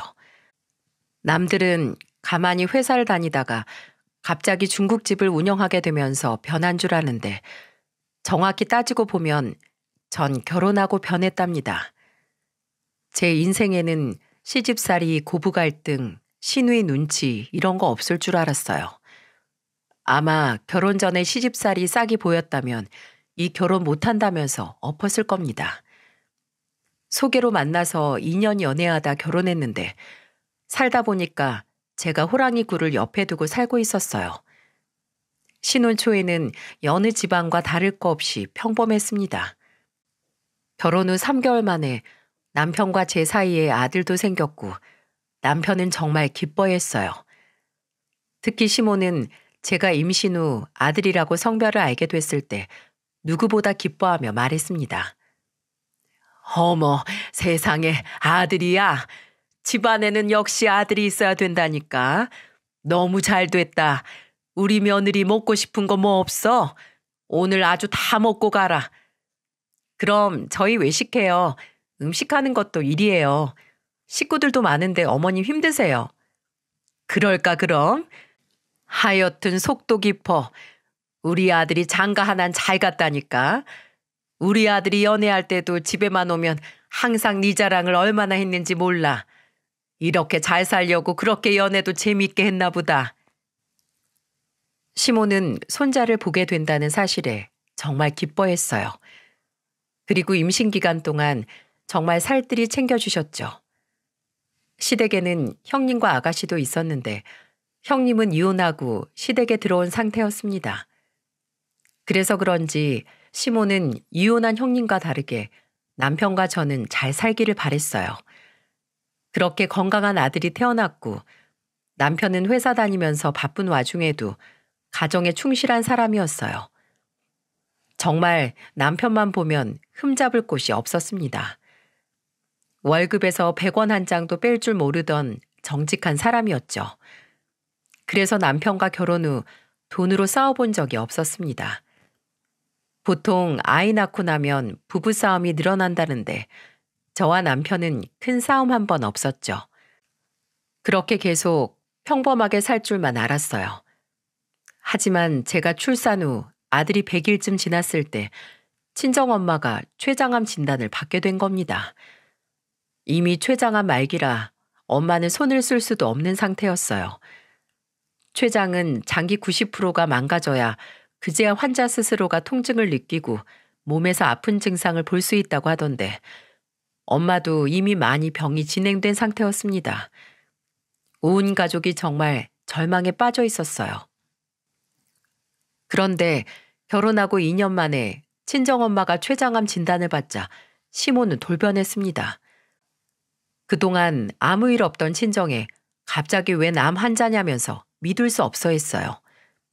집안에 암 환자가 있으면 3대가 망한다면서 말이죠. 시모는 한밤중에 저희 집을 찾아와 노발대발하며 말했습니다. 너 솔직히 말해봐. 결혼 전부터 친정엄마 아팠는데 숨기고 결혼한 거지. 너는 다 알고 있었던 거잖아. 갑자기 그게 무슨 말씀이세요? 제가 의사도 아닌데 엄마 병을 어떻게 알아요? 아무리 생각해도 이상하잖아. 멀쩡하던 양반이 갑자기 암이라는 게 말이 되냐고. 이거 완전 사기 결혼이야. 멀쩡한 내 아들이 지금 그 집구석 수발들게 생겼다고. 어쩔 거야? 너도 입장 바꿔 생각해봐라. 너 시집 왔는데 2년도 안 지났는데 내가 불치병으로 눕는다고 생각해봐. 이게 믿어지겠니? 어머님, 지금 제가 남편 등골 빼먹을까 봐 걱정하시는 거예요? 그럼 내가 지금 이 상황에 너 힘들까봐 네 걱정하겠어? 내 아들이 돈 벌어서 처가에 퍼주게 생겼는데 내가 화가 안 나겠냐고. 웃기는 여자야. 왜 하필 지금 아프냐고. 사위도 자식인데 도울 수도 있는 거죠. 그리고 저희 엄마도 자식이 둘이에요. 설마 제가 여동생이랑 둘이서 엄마 병원비 하나 책임 못 질까 봐서요? 뭐 저희 아빠는 병풍이에요? 걱정 마세요. 저희 부모님 성실하게 사셔서 그 정도 돈 다 있다고요. 사위도 자식이라고? 결혼하고 10년이 지났어? 5년이 지났어? 어디가 자식인데? 내 아들 돈 1원 한 장 쓰지 마. 알겠어? 어머님 아들 아니고 저랑 결혼한 제 남편이에요. 돈 문제는 저희가 알아서 할게요. 신경 쓰지 마세요. 그리고 그 양반 그 여자 아니고 사돈 사부인 호칭 제대로 불러주세요. 너무 화가 나서 아픈 엄마를 그 양반 그 여자라고 부르는 시모한테 화가 나서 저도 모르게 똑바로 불러달라고 말을 했습니다. 남편도 시모의 말에 그만하라고 화를 냈어요. 그러자 시모는 울먹이는 목소리로 한탄을 하며 난리도 아니었습니다.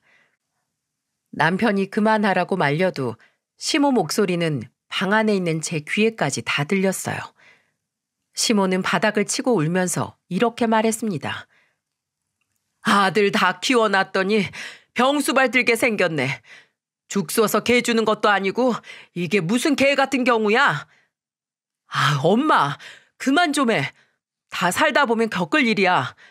나중에 엄마 아팠을 때 며느리가 이렇게 억울했으면 좋겠어? 엄마야말로 입장 바꿔서 생각 좀 해. 제발 좀 그만하고 나가 좀. 남편은 집안 한가운데서 바닥을 치며 우는 시모를 끌고 나갔습니다. 시모는 남편의 말에 은혜도 모르는 나쁜 놈이라면서 욕을 하며 나갔어요. 저 그때 100일 지난 어린 아들 품에 안고 소리 없이 울었습니다. 세상에 하나뿐인 엄마, 암이라는 말 듣고 하루 종일 심장이 벌렁거렸는데 갑자기 찾아와서 욕을 한 바가지 해놓고 하는 시모 덕분에 눈물이 왈칵 쏟아졌어요. 그러고도 한동안 시모는 저한테 사기 결혼이라면서 별별 탓을 다 하더군요. 그리고 자식들 키우면서 식당 일만 하던 엄마가 아프니까 중국집도 문을 잠시 닫았어요. 그렇게 엄마는 더 이상 치료를 받을 수 없는 상태에 이르러 요양병원으로 옮기셨죠. 엄마는 이미 많이 암이 전이된 상태라 수술도 힘든 상태였어요. 의사가 더 이상 병원에서 해줄 수 있는 게 없다고 했을 땐 하늘이 무너지는 것 같았죠. 그런데 엄마가 병원에서 요양병원으로 옮긴다니까 시모는 더 불같이 화를 냈습니다. 제가 무슨 엄청난 죄인이라도 된 것처럼 시모는 저한테 뜬금없이 화를 내는 일이 늘었어요. 저는 너무 지쳐서 시모 전화를 피했는데 시모는 그게 더 화가 났는지 집까지 찾아오는 날이 늘었습니다. 아직 돌도 안 된 어린아들이 있는데 시모는 아랑곳도 안 했어요. 남편은 제가 오기 전에 시모를 집에 돌려보내려고 안간힘을 썼죠. 그런데 제가 딱 들어오다 시모와 마주쳤는데 시모가 저를 보며 말했어요. 요양병원으로 모신다는데 왜 내 전화나 안 받아? 앞으로는 당당한 척하고 뒤로는 내 아들 돈 쓰는 거 아니지? 어머님이 자꾸 이러시니까 써야겠어요. 남편도 장모님 돌아가시기 전에 효도 한 번은 해야죠. 내 아들이 왜 그쪽에다가 효도를 해? 너 진짜 웃긴다. 내가 그 꼴 가만 보고 있을 것 같아? 이거 완전 다 사기라고 내가 고소할 거야.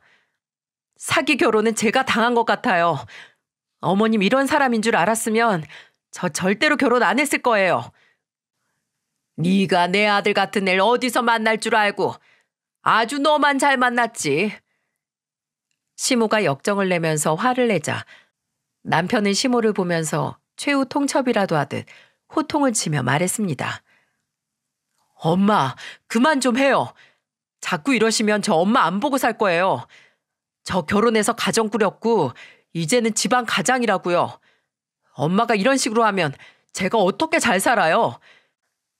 이렇게 함부로 오는 것도 그만하세요. 내가 다 너 생각해서 그러는 거잖아. 엄마는 네가 힘들까 봐. 저는 엄마가 더 힘들어요. 엄마 이렇게 난리치고 가면 저 두통약 먹어요. 그러니까 제발 그만 좀 하시라고요. 지금 저 사람 엄마가 이렇게 안 해도 충분히 힘든 사람이에요. 아들 자식 키워봐야 아무 소용없다더니 그 말이 내 자식 두고 하는 소리였어. 아이고 내 팔자야. 남편은 시부를 불러서 시모를 모셔가라고 했어요. 시부는 저한테 사과를 하고는 시모를 데려갔습니다. 그리고 다시는 시모가 찾아와서 행패 못 부리게 하겠다면서 제게 계속 사과를 하셨어요. 그때만 해도 시부는 시모와 달랐습니다. 퇴직 후 짧게나마 일할 수 있던 곳을 찾던 시부였어요. 좀처럼 일이 구해지질 않아서 쉬고 있던 찰나에 이런 일이 생기자 시부는 오로지 시모 단속하는 일에 온 신경을 썼죠. 그 덕분에 저는 친정엄마를 한 번이라도 더 들여보고 지냈어요. 하지만 엄마는 얼마 버티지 못하고 세상을 떠나셨습니다. 엄마는 손자 돌에 뭘 해줘야 하나 고민까지 하셨던 분인데 결국 아무것도 해주지 못하고 떠나신 거예요. 그렇게 엄마 장례를 치르면서도 정말로 엄마가 떠났다는 게 믿겨지지 않았습니다. 그런 제 곁을 지켜준 사람은 남편이었죠. 엄마 장례식을 치르는 동안에도 아들처럼 든든하게 전부 챙기고 있었습니다. 그런 남편을 보면서 아빠는 고맙다며 안아줬어요. 남편은 슬퍼하는 아빠를 위로하며 이렇게 말했습니다. 당연히 사위인 제가 해야 될 일이에요. 제가 어떻게 힘든 마음 다 헤아리겠어요. 혼자 계시기 적적하시면 언제든지 연락하세요. 저를 사위 말고 친구, 아들 편하게 생각하셔야 같이 이겨낼 수 있어요. 우리 사위 고마워. 이런 듬직한 사위가 있어서 자네 장모가 안심하고 떠났나 봐. 말이라도 고맙네 정말. 말뿐만이 아니에요. 제가 딸만큼은 못해도 부족하지만 잘 챙겨드릴게요. 그런 남편의 말에 아빠는 따뜻한 위로를 느끼셨던 것 같아요. 그래서 장례가 끝난 후 아빠는 남편을 따로 불러서 둘이 술을 한잔하기도 했습니다. 그리고 엄마가 남긴 중국집은 제가 이어나가기로 했고요. 보통 남자들이 중국집을 운영하지만 저희 집 사정은 달랐습니다. 아빠가 다른 일을 하고 계셔서 오랫동안 엄마가 한자리에서 중국집을 운영했었거든요. 엄마의 비법과 레시피는 주위 동네 사람들에게도 찬사를 받을 정도로 동네 사람들만 아는 맛집이었죠. 그래서 엄마가 돌아가시기 전까지 비법을 전수받아 엄마의 식당을 계속 이어나가고 싶었습니다. 엄마의 분신과도 같은 중국집이었으니까요. 그렇게 오래 다닌 회사를 정리하기로 결심하고 퇴직을 하자 대뜸 형님한테 전화가 왔어요. 제가 회사를 그만두고 가게를 운영하기로 했다는 걸 어떻게 알았는지 신이 잔뜩 난 목소리로 전화를 해서 저한테 이렇게 말했습니다. 올케, 회사 그만뒀다면서? 그렇게 됐어요. 근데 그걸 어떻게 하셨어요? 통화하는 거 엿들었지. 근데 회사 엄청 오래 다녔는데 그만두는 거 아깝지 않아? 하긴 오래 다녔으니까 퇴직금이 많긴 하겠다. 그치? 받아봐야 알죠. 아직은 모르겠어요. 회사만 다니던 사람이 중국집을 어떻게 하겠다는 거야. 힘들지 않겠어? 먹고 살려면 뭔들 못해요. 그리고 엄마가 하시던 가게라 제가 이어서 하고 싶어요. 중국집 손도 많이 가고 기름 냄새도 날 텐데 그냥 나랑 같이 카페 하자, 카페. 나도 이혼하고서 일도 없고 심심했는데 같이 하면 되겠다. 네? 무슨 카페요? 돈도 없는데 어떻게 카페를 해요? 왜 돈이 없어?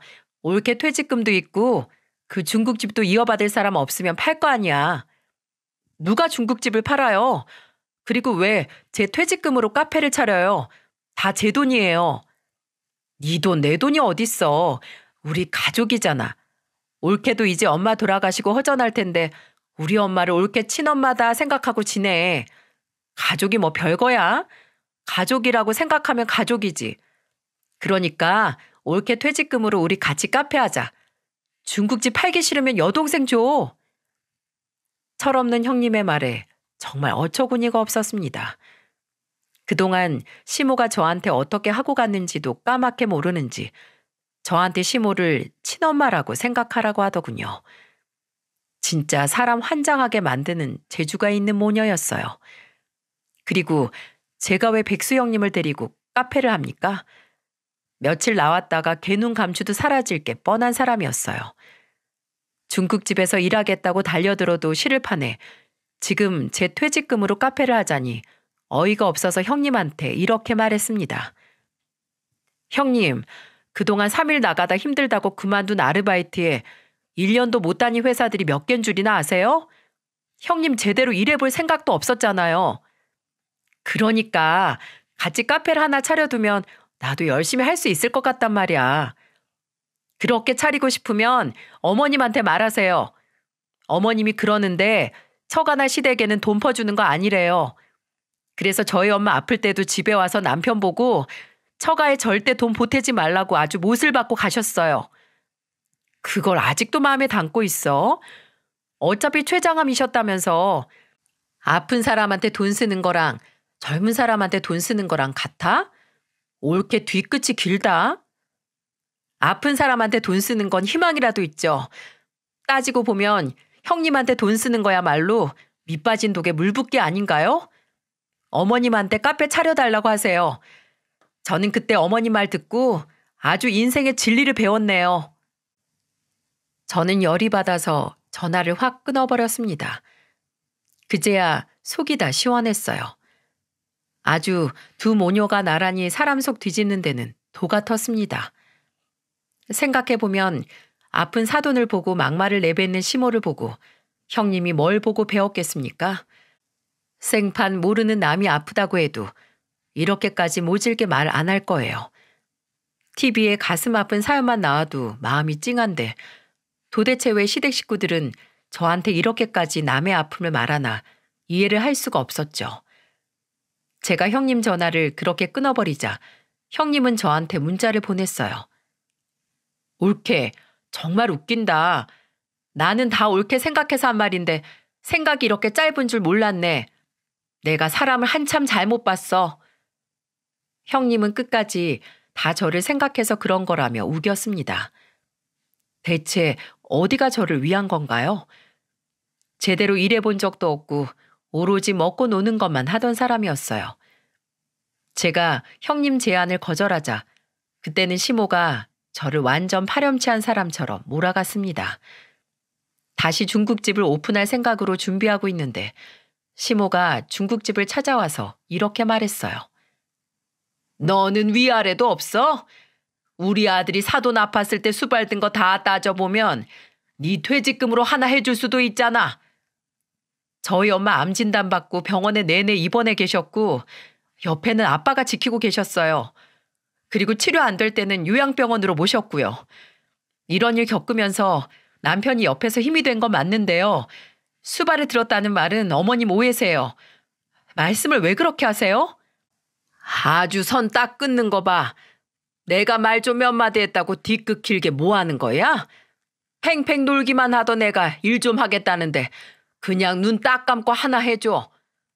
절대 그럴 일 없어요. 장난으로 던진 돌에 개구리는 맞아 죽어요.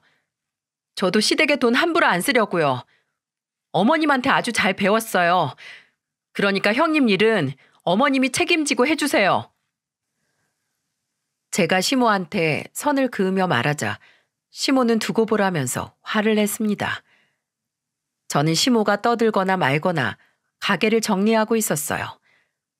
화내는 시모 옆에 두고 제 할 일만 하니까 약이 올랐는지 가게 문이 떨어져라 벌컥 열고는 가버리셨습니다. 엄마가 아프셨을 때 시모 말에 충격을 너무 받아서 그런지 이제는 시모가 뭐라 해도 그러려니 넘겨졌어요. 그렇게 저는 남편의 응원과 아빠의 도움으로 중국집 영업을 시작했고 잊지 않고 찾아주는 단골 손님들 덕분에 시작이 좋았습니다. 처음에는 서툴고 모르는 게 많았는데 한 2년을 맨땅에 헤딩하듯이 버텨내니까 이제는 꿈에서도 짜장면 만드는 꿈을 꿀 정도였어요. 그러다 제가 눈 감고도 한 그릇 뚝딱 만들 수 있는 정도에 이르렀고 중국집도 안정적인 매출이 나오고 있었어요. 하지만 시댁은 사정이 달랐습니다. 시부는 퇴직한 후로 아무런 일을 찾지 못하고 계셨죠. 워낙 회사 재직 중에도 술을 좋아하시던 분이라 이제는 퇴직하고 시간이 많아지니까 술만 주구장창 마셔댔습니다. 한 번은 남편이 시부를 위해 경비원 자리를 알아봐 줬는데 술에 취해서 면접을 못 갔던 적도 있었어요. 그래서 남편이 시부를 탓하면서 이렇게 말했다고 했어요. 아빠, 그동안 회사 다니면서 힘드셨으니까 쉬는 것도 나쁘지 않다고 생각했어요. 일하고 싶다고 하셔서 일 찾아드렸잖아요. 그런데 만취해서 못 나가시면 제가 중간에서 뭐가 되겠어요? 그냥 차라리 술이라도 하지 말고 쉬기만 할 수 없어요? 너는 네 아빠가 창피해? 내가 술 좀 마음 편히 먹겠다는데 왜 난리야? 아빠가 편하게 술을 마시면 온 가족이 밤에 잠을 못 자요. 어디서 또 사고 칠까 봐요. 제발 일을 안 하실 거면 술이라도 좀 그만 마셔요. 대체 뭐 하려고 그러세요? 정말 제가 이런 말까지 하기 싫은데 이러다 술값으로 재산 다 잃을까 봐 겁이 나요. 땡전 한 푼 없으면 며느리 가게 가서 배달이라도 하던가 하지 뭐. 설마 시아버지한테 험한 일 시키겠어? 그건 제가 반대해요. 아버지가 거기서 일한다고 하면 제가 뜯어 말릴 거예요.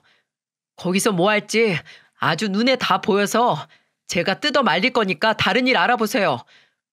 앞으로 아버지 일자리 알아봐 드리는 일도 안 할 거예요. 아버지가 다 직접 알아보세요. 남편이 시부랑 한바탕 하고 며칠 뒤 불똥은 저한테 튀었어요.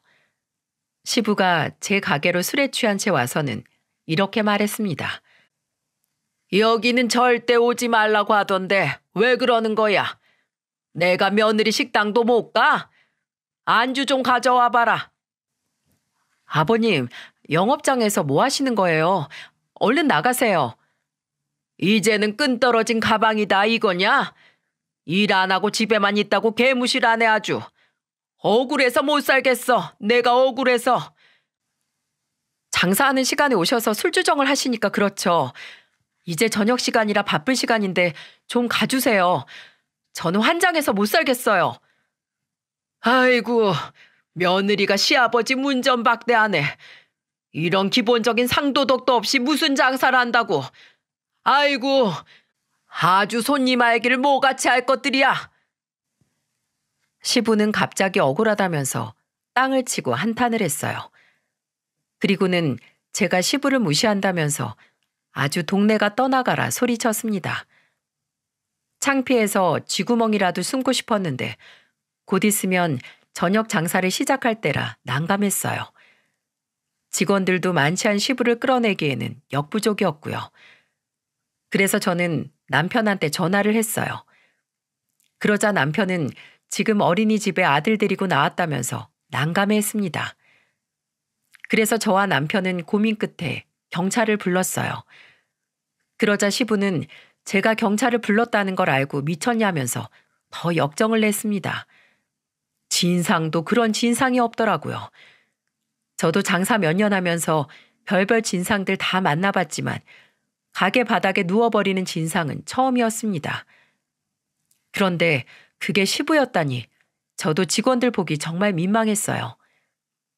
결국 경찰이 올 때까지 술도 안 깨고 식당 중간에 누워있던 시부는 끌려나갔습니다. 시부는 출동한 경찰들한테 끌려나가면서도 목청 좋게 소리쳤어요. 이게 다 뭐야? 며느리가 시아버지 알기를 개똥같이 하네. 이거 안 놔요? 내가 내 며느리 가게 누워있는 게 무슨 죄라고 날 끌고 나가? 여기서 이러시면 영업 방해예요. 우선 서로 가서 얘기하세요, 어르신.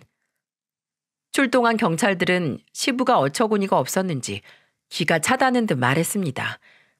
이게 무슨 동네 망신인지 정말 가게 이름이라도 바꿔서 간판이라도 바꿔 달고 싶은 심정이었어요. 시부는 제 가게에서 경찰서로 끌려간 걸 분하게 생각하는 것 같았죠. 시댁에 있던 아가씨가 이 사실을 알고 저한테 화를 내며 말하더군요. 새언니, 진짜 너무한 거 아니에요?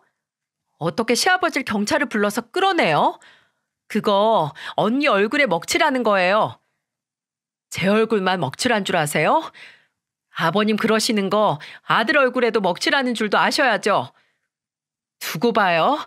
작은 아버지가 아빠한테 좋은 투자 자리 알려주셨는데 그거 대박 나면 새언니가 우리한테 납작 엎드리게 될걸요? 제가요? 저는 그런 투자 전혀 관심 없어요. 그러니까 제발 대박 나셔서 술 좀 끊게 아가씨가 옆에서 잘 좀 도와드리세요. 제가 그런 걸 왜 해요? 아무튼 한 번만 더 경찰 부르면 저도 안 참을 거예요. 참 황당하고 어이가 없었습니다. 술 취해서 가게에서 난동 부리는 사람 쫓아낸 게 제 잘못인가요? 아무리 생각해도 저는 아가씨의 말이 이해가 안 갔습니다. 애초에 시부가 술을 적당히 마시거나 끊으면 될 일인데 왜 그걸 자기가 하냐면서 화를 내는 거예요. 생각을 해보니 제가 아가씨가 어떤 사람인지 잊고 있었죠. 아가씨는 남자를 만나도 있어 보이는 사람만 만났어요. 차도 외제차에 선물은 늘 고급 선물만 주는 사람들만 골라서 만났는데 그러다 사기꾼한테 당해서 시모한테 받아간 결혼 자금마저 전부 날려먹었어요. 그런데도 정신 못 차리고 살고 있었죠. 정말 시댁이 총체적 난국이었습니다. 그래서 점점 시댁 일에는 관심을 끊게 됐어요. 그 후 저는 여동생의 제안으로 중국집을 제대로 홍보하게 됐습니다. 여동생이 광고회사에 다니고 있어서 그런지 가끔 가게를 오면 늘 이런 말을 했어요. 가게 홍보만 제대로 하면 진짜 대박 날 텐데 내가 한번 해볼까? 또 그 소리다. 돈 버는 것도 좋은데 바빠지면 우리 애 보기도 힘들잖아. 형부가 잘 도와주잖아. 내가 저번에 말해보니까 형부도 적극 찬성하던데? 내가 한번 해볼게. 언니 나만 믿어. 엄마가 물려준 레시피 다 전부 받았잖아. 홍보만 잘하면 충분히 해볼 만해 언니. 전 요즘 차고 넘치는 게 식당인데 홍보를 한다고 제 가게가 엄청나게 커질 거라고 생각하지 않았어요. 그런데 여동생이 본격적으로 홍보를 시작하자 정말 입소문이 났는지 손님이 줄을 서기 시작했어요. 그래도 반짝하고 말겠지 싶었는데 입소문을 타면서 SNS에도 자주 가게 글이 올라왔습니다. 감사하게도 다녀가신 분들이 맛있다는 후기를 많이 써줘서 유명 맛집이 됐어요. 그리고 그 무렵 시부는 아가씨 말처럼 시부 남동생 제안으로 투자를 했습니다. 퇴직금에 살고 있던 아파트를 담보로 총 2억 7천을 동생 사업에 투자를 한 거예요. 저는 애를 데리고 시댁에 갔다가 시부의 말에 깜짝 놀라며 말했습니다. 아버님, 액수가 너무 큰 거 아니에요? 작은 아버님이 아무리 사업하던 분이라고 해도 지금 하려는 건 이제 막 시작한 사업인데 조금 지켜보다 하시지 그랬어요. 내가 바보야? 그런 것도 모르고 했겠어. 내가 사무실 다 보고 나서 투자를 한 거야. 가보니까 번듯하게 잘 해놨던데 뭘. 나 말고도 투자한 사람도 많았고. 그래도 이제 시작하는 사업에 너무 큰 돈 들어가는 것 같아서요. 뭐야? 왜 괜히 초를 쳐? 망하라고 고사 지내는 거야 뭐야? 내가 투자를 한 순간부터 월 5% 이자를 준다는데 뭐가 손해보는 장사야? 적금 이자보다 훨씬 이득이구만. 며느리 넌 가만 보니까 그게 문제야. 너만 잘났어 아주. 내가 이러니까 술을 끊을 수가 있겠어? 그러면서 시부는 작은 아버님한테 2억 7천을 투자하고 이제 돈 벌 일만 남았다면서 기분 좋은 소리를 내면서 술을 마셨어요. 그 모습을 보는데 정말 기가 차더라고요. 이제는 시댁 일에 관여하고 싶지 않아서 망하지만 말아라 하는 마음으로 그냥 내버려뒀어요. 남편도 걱정은 한가득이었지만 워낙 시아버님이 고집스러워서 말을 아꼈죠.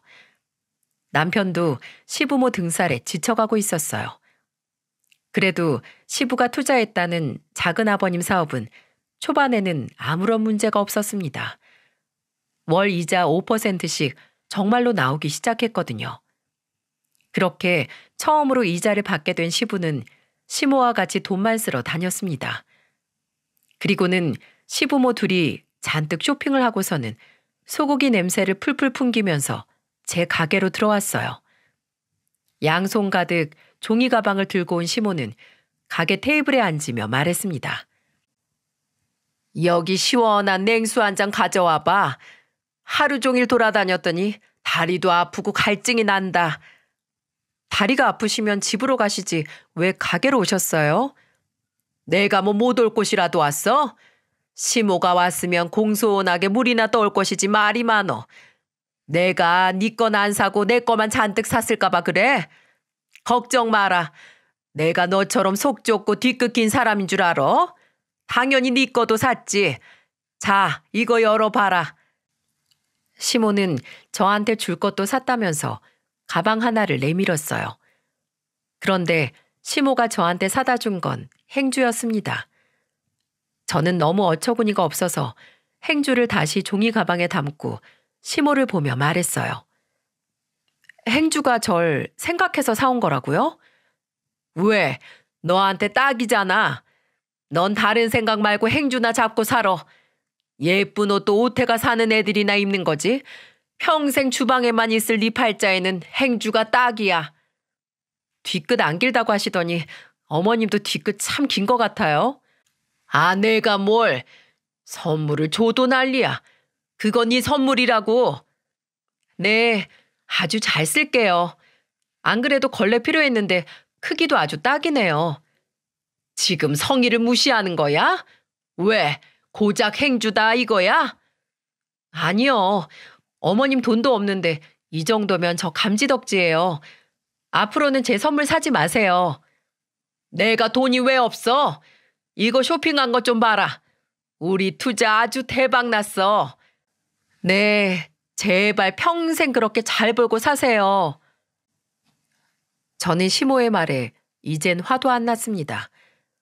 또 시비 걸고 싶어서 오신 것 같은데 제가 같이 화를 내면 그날 장사 망칠 게 뻔했어요.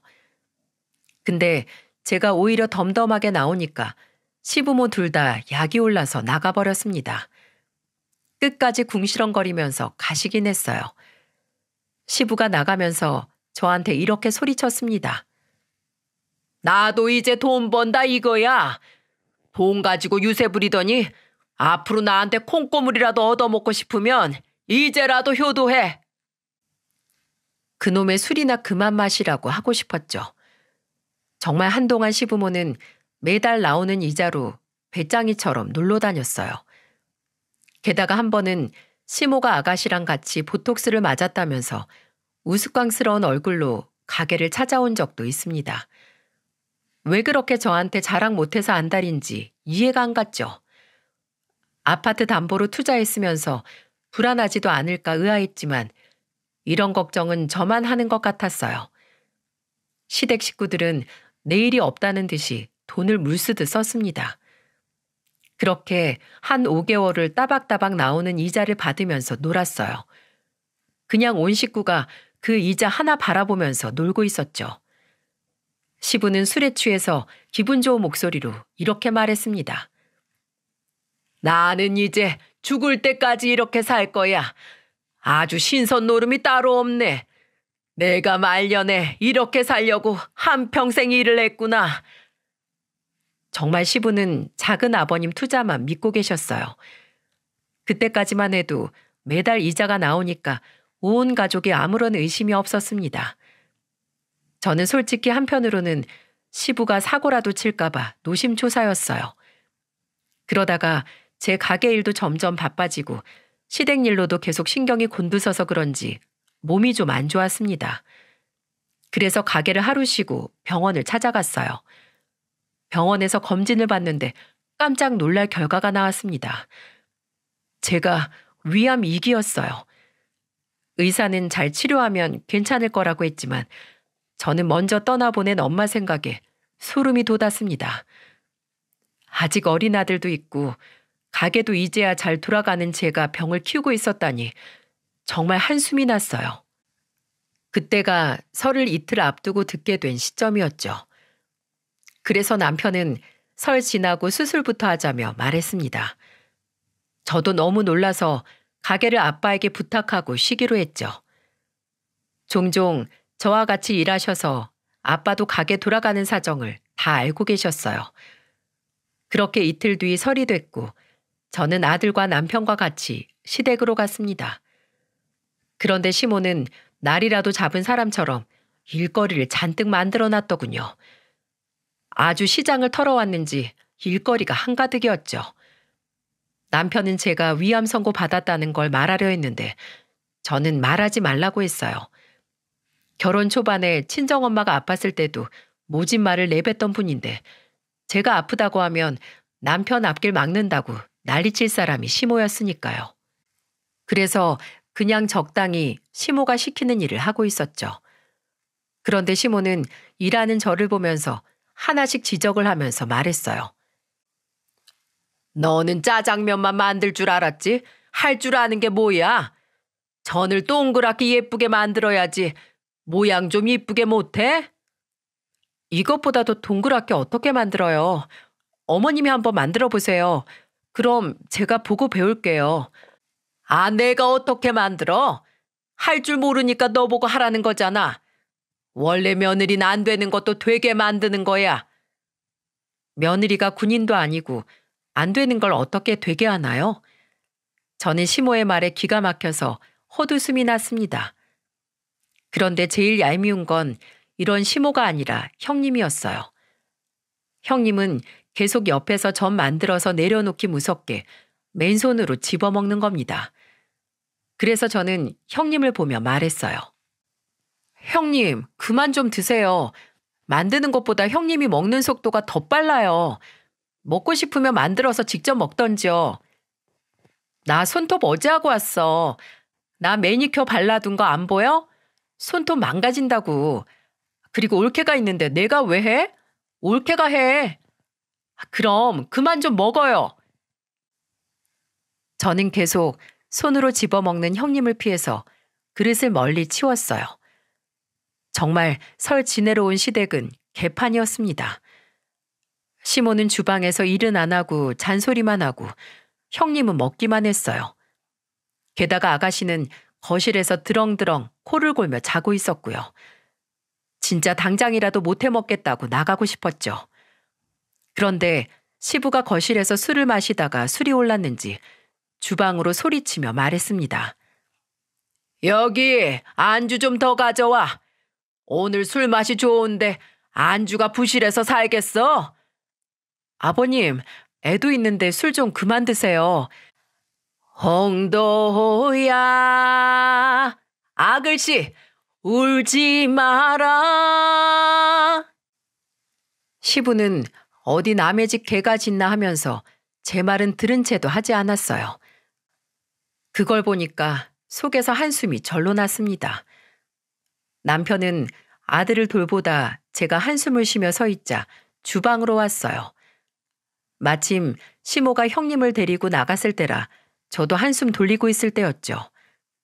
그러자 남편이 아들을 데리고 와서 저한테 이렇게 말하더군요. 곧 애도 잘 텐데 골방 가서 애랑 같이 좀 자. 뒷정리는 내가 할게.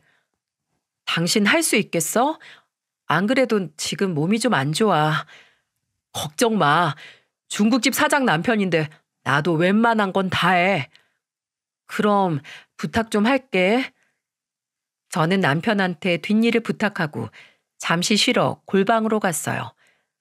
이미 시부는 만취 상태라 저한테는 관심도 없었고 아가씨는 잠에서 깰 생각이 없어서 남편이 일을 하는지도 몰랐습니다. 남편은 뒷정리를 하면서 분주하게 움직였고 저는 드디어 좀 쉬나 했어요. 그런데 잠시 뒤 집에 온 시모가 남편이 주방에서 일을 하는 걸 목격했습니다. 그리고는 정말 난리가 났어요. 시모는 남편을 보고 네가 왜 여기서 일을 하냐며 소리쳤습니다. 그러더니 저를 찾으러 온 방문을 열었어요. 그러다 골방에 제가 아이와 같이 누워있는 걸 보고는 깜빡 잠이 든 저를 보며 소리쳤어요. 여기가 어디라고 누워있어? 당장 안 일어나? 네가 뭔데 내 아들을 주방에서 일을 시켜? 여기가 시댁이지 네 식당인 줄 알아? 저 지금 몸이 좀 안 좋아서 그래요. 어디서 꾀병이야? 빨리 전 부쳐. 너 요즘 식당 좀 잘 된다고 아주 시댁 알기를 개같이 하는데 오늘 너 내가 홍군형 낼 줄 알아. 시모는 갑자기 팔을 걷어 붙이면서 말했고 그때 뒤따라온 남편이 시모를 말리면서 사실대로 다 말했어요. 엄마, 이 사람 지금 진짜 아파. 위암 2기인데 와서 일하고 있던 거야. 뭐? 위암 2기? 그 엄마의 그 딸이네. 아주 돌아가면서 내 아들 등골을 빼먹으려고 하네. 야, 죽으려면 이혼하고 죽어. 내 아들 옆에 들러붙어서 병간호하게 만들지 말고. 저는 시모의 말에 경악을 했습니다. 남편도 시모의 개념 없는 소리를 듣고 화를 냈어요. 저는 더 이상 참을 수 없어서 시모를 보며 소리쳤어요. 그리고 이성을 잃고 말았죠. 이놈의 시애미가 미쳤나. 지금 저보고 이혼하고 죽으라고요? 그리고 누가 누구 등골을 빼먹어요? 제가 한 달에 식당에서 얼마를 버는데요. 돈을 다 떠나서 저희 부부예요. 아프면 서로 돌보며 사는 거죠. 그럼 어머님은 암 걸리면 아버님이랑 이혼하고 아프실 거예요? 뭐야? 나는 건강한데 재수없는 소리야? 나는 이제 잘 먹고 놀기만 하면 되는 삶이라고. 어디서 개념 반 말아먹은 소리를 하고 있어? 네, 그럼 평생 그렇게 제멋대로 사세요. 저는 지금부터 이 지긋지긋한 집구석 손절할래요. 평생 그렇게 아나무인으로 마음대로 사세요. 그래, 잘 됐네. 당장 내 아들이랑 이혼해. 아, 잘 됐네요. 당신이 얼른 선택해. 당신 어머니가 이혼하라는데 이혼하고 싶으면 이 자리에서 아예 결판 짓고 갈라서자. 남편은 제 말에 당황하더니 시모를 보며 말했습니다. 엄마, 나는 처자식 못 버려요. 그동안 나도 참을 만큼 참았고 장모님 아플 때도 그렇고 지금도 그렇고 엄마는 대체 왜 사람을 그렇게밖에 못 대해요? 엄마 딸이 아팠어도 그럴 거예요? 야, 너 지금 엄마 버리겠다는 거야? 아이고, 아들 새끼 키워봐야 아무 소용없지. 자기 처밖에 모르는 답답한 거사. 내가 널 위해서 그러지 나 위해서 그래? 이 미련한 놈 같으니라고. 너도 당장 나가. 다시는 오지 마. 어디 아픈 마누라 뒷바라지 하면서 같이 고생해봐. 내가 그동안 아들이라고 너 믿고 키운 내 죄다. 내 죄야. 내 발등 내가 찍었지. 둘 다 나가. 꼴도 보기 싫어. 네, 고마워요. 마음의 짐을 덜게 해줘서. 그리고 안 그래도 나갈 거예요. 제발 정신 좀 차리고 사세요. 쪽팔리니까요. 뭐 이놈의 자식? 너 일로 와. 너 죽고 나 죽자. 그렇게 남편은 저와 아들을 데리고 시모의 외침에도 밖으로 나가버렸습니다. 나오는 순간에도 시부는 만취 상태라 무슨 일이 일어나는지도 몰랐습니다. 신우랑 형님은 저를 노려보고 있었고요. 저는 뭘 꼬라봐? 한마디를 하고 알터니를 뺀 것처럼 후련한 마음으로 시댁을 나와버렸어요. 그렇게 저는 정신없던 설이 지나고 항암 치료도 다행히도 잘 되어 일상생활을 할 수 있는 정도까지 됐습니다. 남편은 정말 다행이라면서 눈물을 흘리면서 좋아했었죠. 그렇게 점점 저도 일상을 되찾아가며 내 위치에서 열심히 살아가고 있었습니다. 하지만 어느 순간부터 잠잠하던 시댁 식구들한테 전화가 다시 오기 시작하는 거 있죠? 설 이후로 아무도 연락을 안 하고 지냈는데 석 달 정도 지나고 연락이 오니까 이상했어요. 저는 다 차단을 해버리고 신경도 안 쓴 상태였습니다. 그리고 그때 제 중국집에 시부와 시모가 초라한 행색으로 찾아와 저를 보자마자 손을 덥석 잡으며 말했습니다. 예, 나다. 네 시어머니. 네? 아니, 꼴이 이게 뭐예요? 우리 사업 자금 다 날리고 쫓겨나게 생겼어. 이제 어떡하니? 뭐라고요? 근데 쫓겨나게 생겼는데 왜 절 찾아와요? 우리 이제 남남된 거 아니었어요? 딴 데 가서 하소연하실 거면 하소연하세요. 번지수 한참 잘못 찾아왔습니다. 혜미야, 혜미야, 제발 내 얘기 좀 들어줘. 시모 입에서 나온 얘기는 정말 상상 이상이었어요. 알고 보니까 시부의 남동생이라는 사람은 사업 자금을 투자받고 해외로 도주한 상태였어요. 피해를 당한 사람이 시부 말고도 꽤 많았죠. 시부가 투자한 돈 중에 이자는 5개월 정도 꼬박꼬박 들어왔는데 그 후로는 아예 안 들어왔다는 겁니다. 알고 보니 결국 시부 남동생은 피해자들 돈을 돌려막게 하다가 감당이 안 되자 작정하고 도망갔던 거죠. 결국 모든 사실을 안 시부가 사무실로 달려갔는데 시부 남동생은 먼지처럼 사라진 상태였고 피해자들만 모여있는 걸 보고 절망했다고 했어요. 시부는 피해자들한테 돈을 들고 다 튀었다는 소리를 듣고는 땅을 치며 우셨다고 했습니다. 아이고, 아이고 내 돈, 내 전 재산, 이걸 어째, 내 돈 어떡해, 내 돈. 결국 시부는 동생만 믿고 있다가 전 재산을 다 잃은 거예요.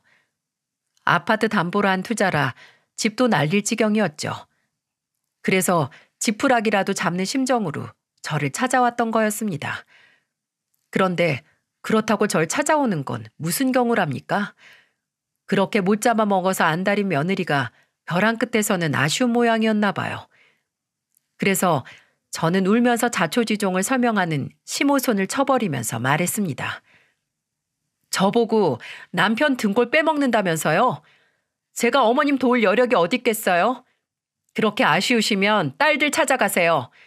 지난번에 아들도 키워봐야 아무 소용없다면서요? 그년들 말은 하지도 마.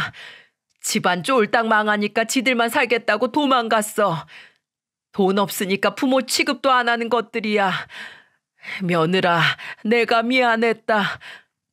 미안하다고 하면 있던 일이 없던 일 되는 거예요? 저는 지금 울면서 빌어도 어머님 절대 용서 못해요. 그러니까 얼른 돌아가세요. 저는 시모를 내쫓으며 말했어요. 그러자 시부도 저한테 매달리면서 비는 겁니다. 그때 가게에 있던 아빠가 굵은 소금을 뿌리면서 소리쳤어요. 당장 안 꺼져? 여기가 어디라고 와? 내 딸 아픈데 이혼하고 죽으라고 했다면서. 내가 그 소리 듣고 쫓아가려다가 내 딸이 말려서 간신히 참았어. 오죽하면 시댁을 손절하겠어. 그런데도 정신 못 차리고 돈 달라고 또 찾아와? 에이, 당장 사라져. 소금도 아깝다. 아빠는 굵은 소금을 뿌렸고 시부모는 소금을 맞으며 따갑다고 소리를 치다 도망갔어요. 끝까지 쫓아가면 소금을 부으니까 뒤도 안 보고 도망가더라고요. 며느리 아프다는 말 듣고 이혼하고 죽으랄 땐 언제고 이제 와서 살려달라고 찾아온 시부모 어떻게 생각하시나요? 결국 시부모는 집도 잃고 자식도 모두 잃고 겨우 보증금을 마련해서 원룸에서 살게 됐습니다. 남편도 시부모 망했다는 말 듣고 잠시 걱정하긴 했지만 지금 도와주면 계속해서 손 벌릴 거라고 단호하게 말했습니다. 여보, 신경 쓰지 마. 언젠간 이런 일이 벌어질 줄 알았어. 이 세상에 공짜가 어딨어? 우리 부모님 벌 받은 거야. 당신한테 지금까지 한 행동들에 대한 죄가. 차라리 잘 됐어. 돈의 소중함을 아셔야지. 나가서 폐지를 줍든 건물에서 청소를 하든 본인들이 직접 힘들게 돈을 벌어봐야 남 무시 안 하고 이 세상이 호락호락하지 않다는 걸 깨닫게 되겠지. 우리 무시하자. 그 후로 시댁과는 완전히 남남처럼 지냈습니다. 도망간 아가씨와 형님은 뭐하고 사는지도 모르다가 아가씨는 뒤늦게 갈 곳이 없다며 시부모가 사는 원룸으로 들어갔다고 했어요.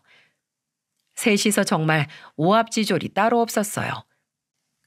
결국 시부와 시모는 가족한테 배신을 당해서 밑바닥 인생을 살게 됐고 처량하게 살아가고 있습니다. 투자한 금액은 아직도 돌려받지 못한 상태고 경찰은 사기치고 도망간 시부 동생을 지명 수배 중이라고 했어요. 신분 세탁하고 작정하고 도망갔는데 언제 잡힐지는 알 길이 없는 것 같았습니다. 결국 시모는 식당에서 앞치마 두르고 일을 하고 있고 시부는 일용직을 전전한다고 하더군요. 하긴 입에 풀칠은 해야 하니 뭐라도 하고 살아야겠죠. 부디 이번 일을 계기로 정신 차리고 우리 아들에게 좋은 할아버지 할머니로 개과천선해주길 바랄 뿐입니다. 옛말에 까마귀도 반포의 효도가 있고 비둘기도 예절을 안다라고 했죠. 새도 은혜를 알고 질서를 아는데 사람이라고 그걸 모르겠습니까? 부모의 사랑과 은혜가 깊고 깊었다면 저와 남편도 이러지 않았을 거예요. 오히려 결혼 초에는 다 같이 잘 살자며 지냈지만 시댁의 끝없는 비난과 무시는 저로서 견디기 힘들었답니다. 그래서 결국 이 사단까지 온 거라고 생각해요. 저도 자식 키우는 입장으로 제 아들 귀하고 소중하지만 다른 자식 까내리고 내 자식만 덮어놓고 예뻐하진 않습니다. 며느리를 딸처럼 아끼진 않더라도 최소한 사람은 존중은 해야 된다고 생각해요. 서로 존중하면 좋은 관계가 이어졌을 겁니다. 가족일수록 서로 더 아껴주고 배려하면 좋겠습니다. 제 사연을 읽으신 모든 분들은 가정에 아무런 불화 없이 행복한 말들만 주고받길 바라겠습니다.